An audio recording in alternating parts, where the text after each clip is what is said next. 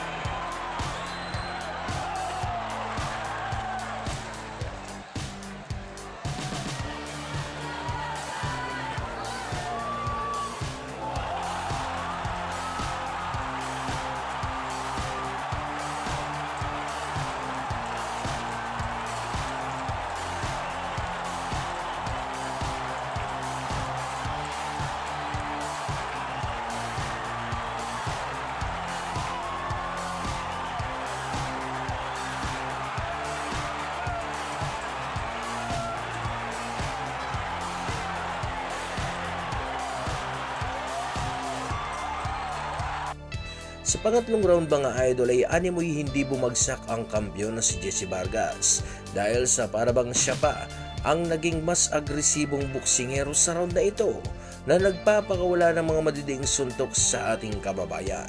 Di naman inaayaan ni Pacquiao na mangyari ito. Kaya naman malalakas na suntok din po ang pinakawala ni Pacquiao kung saan nga ay nagsimula ng maglaro ang ating kababayan.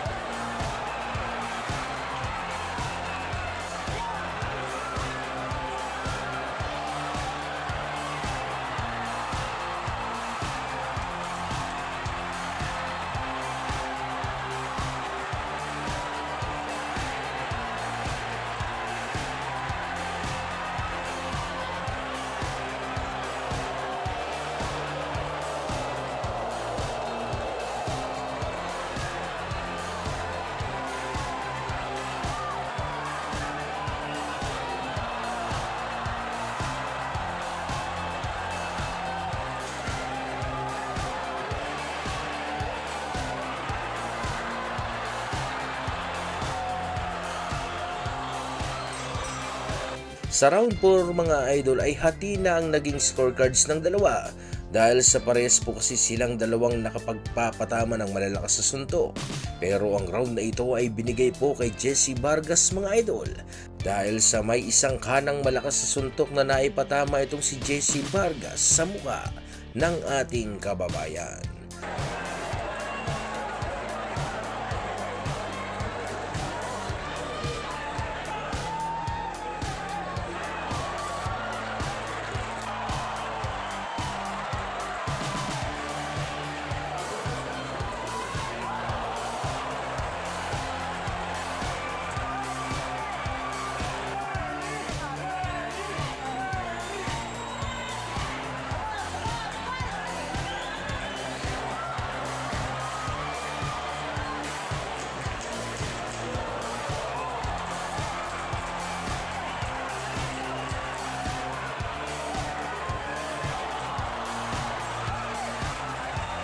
Sa round 5 mga idol ay punong-puno na ng aksyon ng laban na kung saan nga po ay nakikipagbunuan na si Pacquiao sa kanyang kalaban.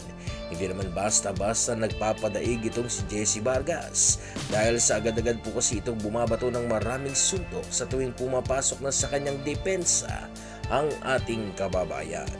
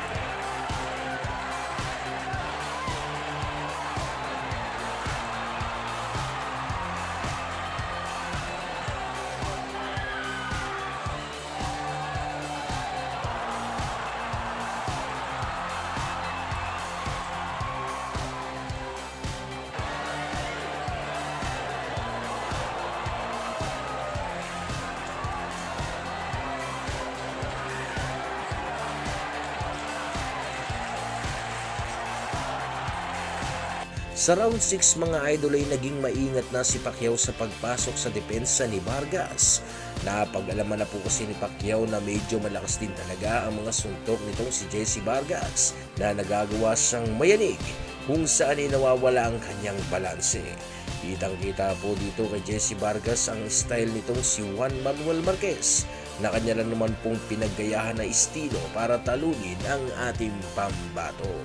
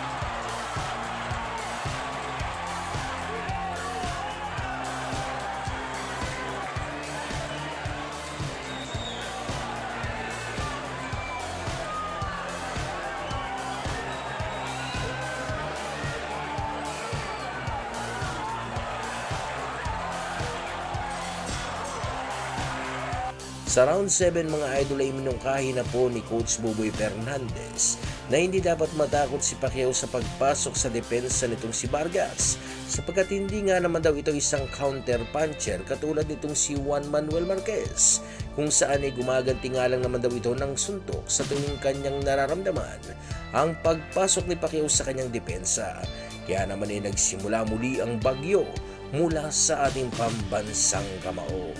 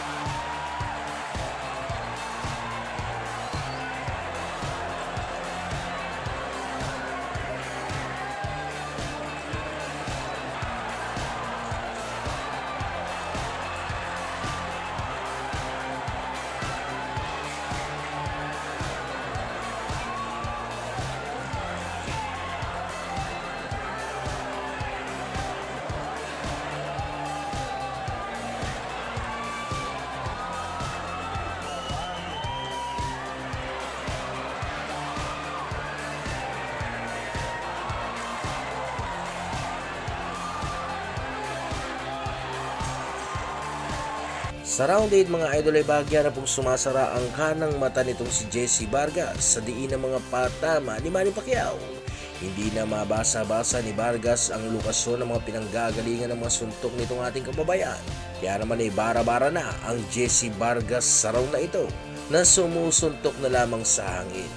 Ito ay dahil sa pabago-bago ang estilo na ginagawa ni Manny Pacquiao.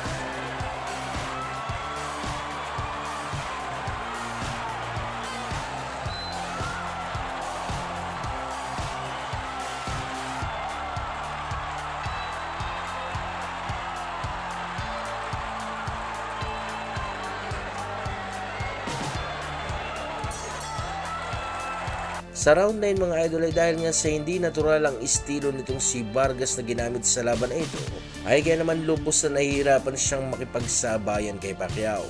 Inakala ni Vargas na sasapat ang estilo nitong si Dinamita Marquez para pahirapan itong si Pacquiao.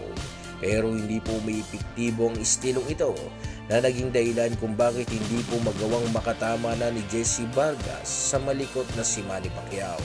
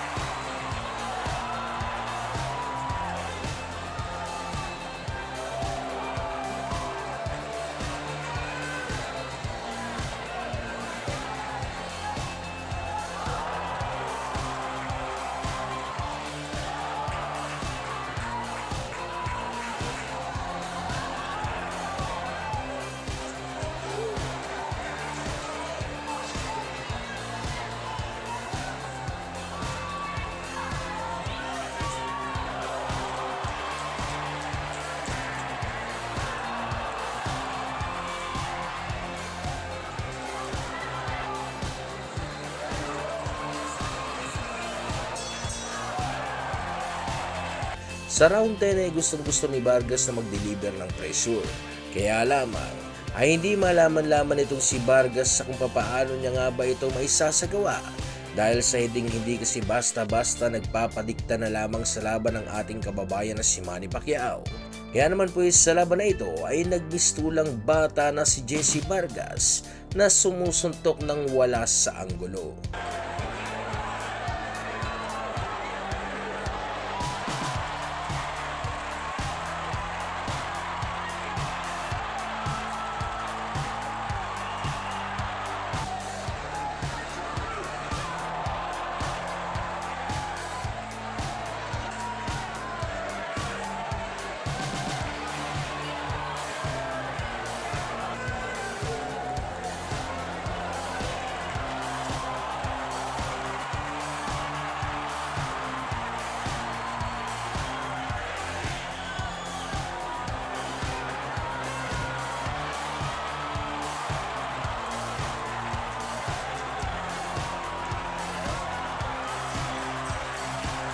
Sa round 11 mga idol ay hindi na alam ni Jesse Vargas sa kung paano niya nga ba pupuruhan itong si Pacquiao. Makikita po sa naging laban na ito mga idol ang agwat ng kanilang mga kakayahan na kung saan ay mas napupuruhan ni Pacquiao ang mas batang kampiyon na si Jesse Vargas.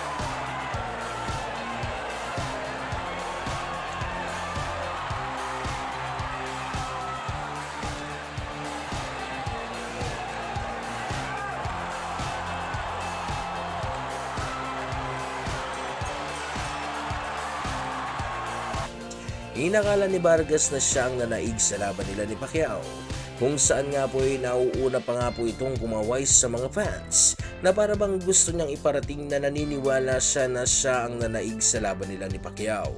Pero katulad nga ng inaasahan mga idol, ay dahil nga sa mas maraming naipatamang malalakas na suntok itong si Pacquiao, ay kaya naman siya ang nanaig sa laban at nag-uwi ng WBO Welterweight World Title Belt.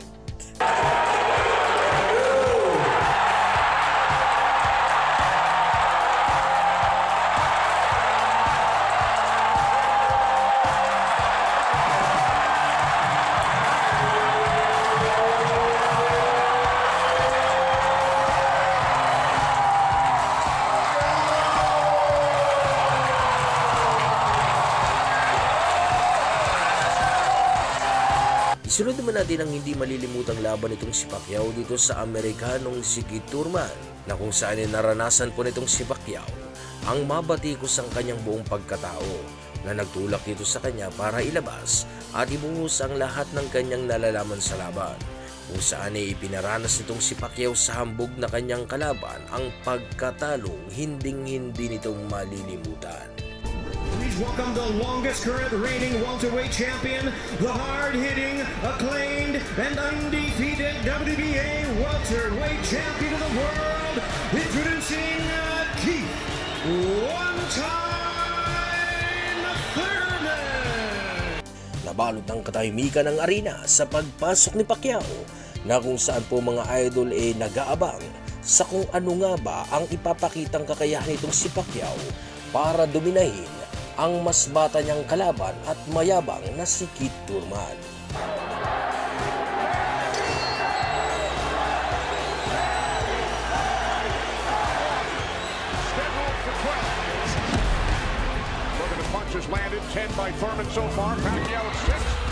At sa nalalabing segundo ng round 1 ay pinakita nitong si Manny Pacquiao kung sino nga ba siya at bakit siya hinirang na isang legendary boxer.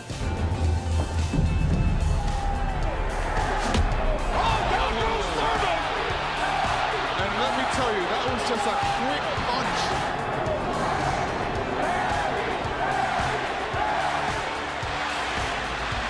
I would love to be the man that destroys Manny Pacquiao.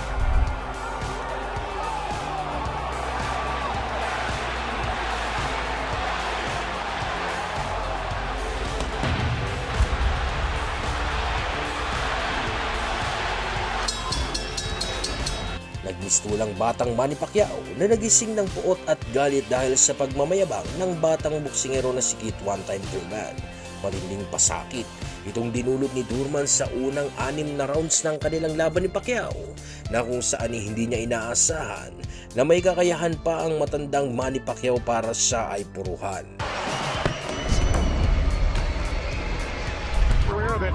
Began in January of 1995 when Keith Thurman was 6 years old. In his 24th year as a professional, he's 40 years old. What did we witness tonight, again against the guy who was previously undefeated?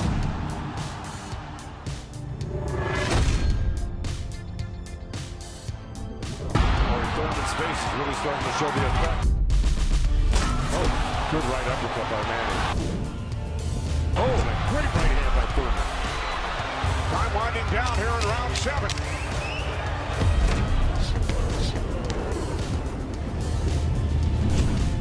See what Pacquiao's doing right now is giving him different angles. Seeing him beat Keith Thurman at 40 years old, like, damn, this guy's great.